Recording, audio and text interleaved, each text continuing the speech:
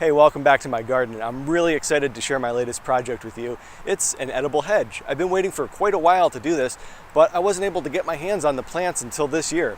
I'm using 3 different kinds of June berries, and I'm going to tell you a little bit more about why I selected those particular varieties and some of the rabbit defense mechanisms I put in place. So let's hack and garden. So this hedge project isn't my first foray into edible landscaping.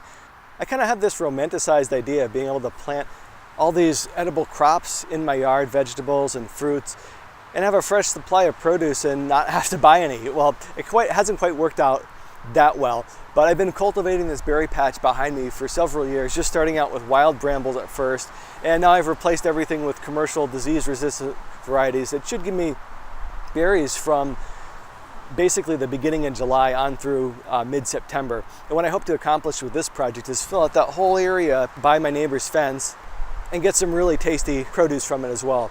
So to that end, I've selected 3 different kinds of June berries. The first being Smoky, which is a spreading variety that's ideal for a hedge. And then I selected 2 more. One's called Thiessen and the other's called Northline. The Thiessen is more of a taller, upright growing bush, and I put that at the end, just kind of to box the whole thing in to where I don't want the hedge to spread to.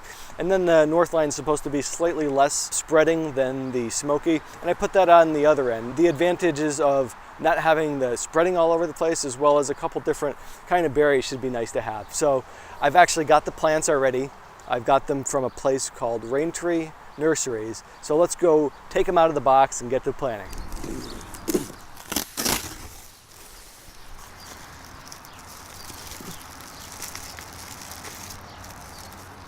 Looks like some instructions here. Take a look at those. And see how these guys look. Oh, the buds are still green. That's a good sign. So usually what you want to do is unwrap these and get them into some water.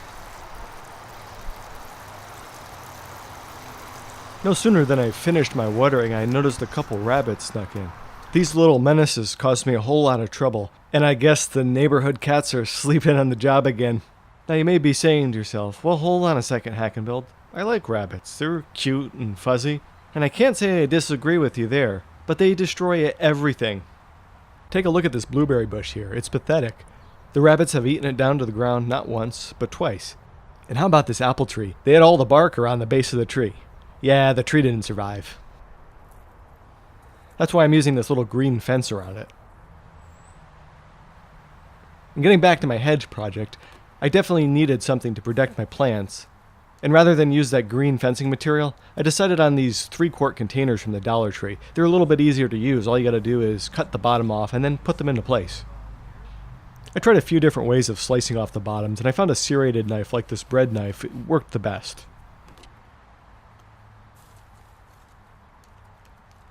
The next step for me was to get everything measured out, and I did this with one of those large tape measures. I spaced the plants 48 inches apart, since that's what's recommended if you wanted to make a hedge out of Smoky June berries. Next, I removed the turf so I could dig out the holes. I just go around the edge of the hole with my shovel, trying to get as little dirt as possible. Yeah, I really need to get around to repairing that wheel. Despite having a bad wheel, I just went ahead and finished up the rest of the digging. I dug out all the holes because what I'm going to do next is mix all this dirt that I take out with some compost and manure. So after I finished off the digging, I decided to go for a quick jog. And guess what I found? A wheelbarrow! Yeah, this wheelbarrow is out for the trash, and I swung back with my car a little later and picked it up. It's not in perfect condition, but I think it'll be a fun project to get it cleaned up a little bit. Alright, let's go ahead and fill up on some compost. Since I'm always adding material to this pile, I need a way to filter out the larger chunks. And I do that with this screen here. It's just a simple 2x4 frame that's screwed together, and then some wire mesh stapled onto the back.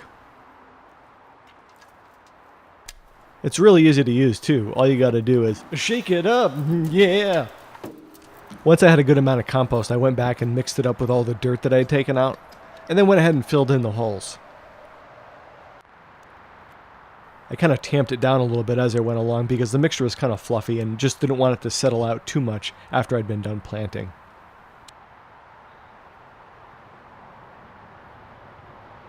Nice, all the hard work's done, now we can start planting. Putting the plants in is pretty much the easiest part of the job. All I did was dig out a small little hole enough to come to the top of the root ball. Then I'd break the root ball up ever so slightly. Most of the roots weren't super tight, so some of them I didn't even bother breaking up. Once I had the plant about where I want it, I hit it with a little bit of mycorrhizal fungi. Now I want to stop here and talk a little bit about this stuff, because I've been using it for a few years now, and it really makes an incredible difference. Now this shaker is a brand called Gardenville, and I actually ran out of the Gardenville. I don't know if I can get it anymore. I started using this stuff called Mycobloom, and so far it seems to work pretty well. The basic premise around mycorrhizal fungi is it'll colonize in and around the plant's root system and help the plant better absorb nutrients. I've done some side-by-side comparisons starting plants from seeds and planting full-grown plants with and without mycorrhizal fungi, and that's how I've arrived at the conclusion that the mycorrhizal fungi really does make an incredible difference. So if you haven't tried mycorrhizal fungi in your garden yet, I'd strongly recommend that you give it a shot and see how well it works for you. I repeated the same process for the rest of the plants, installing the plant protectors as I went along. I made sure to stop every so often and water the plants. Now when you're putting in bushes, it's my philosophy that you want to really soak the roots with as much water as possible. I did go back and give everything a second watering after I was done planting. Last thing I did was spray the plant protectors with this stuff called deer and rabbit repellent.